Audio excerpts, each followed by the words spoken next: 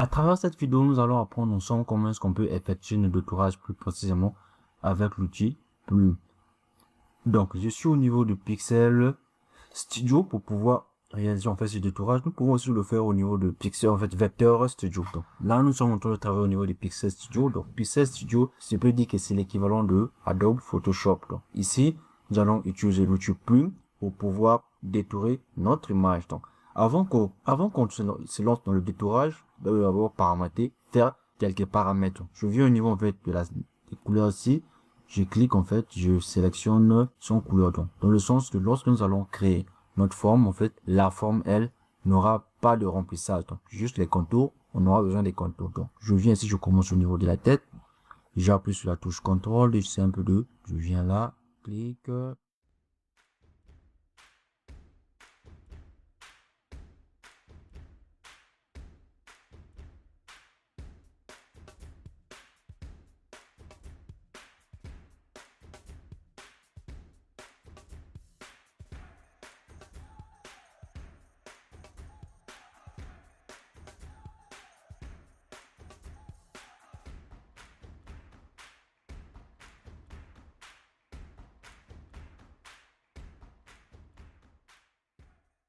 Donc là, on a fini. Donc, une fois qu'on a eu à faire cela, on peut juste, en remarquant que vous voyez que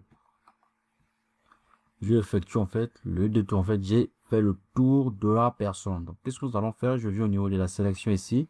Sélection, vous allez remarquer que, en fait, ça a défini une sélection. Là, maintenant, nous avons la possibilité de pouvoir créer un masque directement afin d'enlever juste la personne. Donc, nous allons pas nous arrêter par là. Nous allons maintenant basculer au niveau de l'outil de sélection d'objets. Une fois que je clique au niveau de l'outil de sélection d'objets, je viens au niveau d'ajuster ici, en fait, pour afficher les paramètres de l'outil, en fait, sélection d'objets. Qu'est-ce qu'on a écrit ici? On a écrit ici affiner. Donc, je peux augmenter les lissages. En fait, je peux augmenter le lissage, la largeur, le contour progressif, en fait, la couverture, et ainsi de suite, ainsi de suite. Je peux aussi activer là, au niveau de la fonctionnalité décontamination des couleurs. Donc, nous allons juste nous arrêter par là. Donc, c'était juste pour vous montrer que nous avons la possibilité de pouvoir effectuer des détourages avec l'outil Plume en associant avec l'outil, c'est la sélection d'objets. Donc, c'est une fois que je viens ici au niveau d'appliquer, j'ai ma sélection, je peux faire CTRL C, j'ai copié la sélection, donc je peux créer un nouveau fichier au niveau des nouveaux format A5 et je crée un document. Je fais quoi? La couleur de mon document, je quelle couleur, l'arrière-plan. Choisis. Donc, je l'ajoute un peu le dégradé, c'est juste pour donner la forme. Sur le dégradé, c'est bon.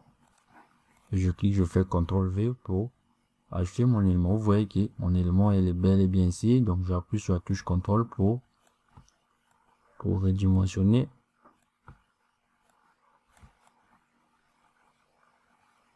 En fait, vous voyez que on a eu à faire ça, à effectuer notre détourage plus précisément avec l'outil Plume. Donc, j'espère que cette vidéo vous a plu, qu'il y a des connaissances de base en fait sur Affinity. Je vous dis à la prochaine.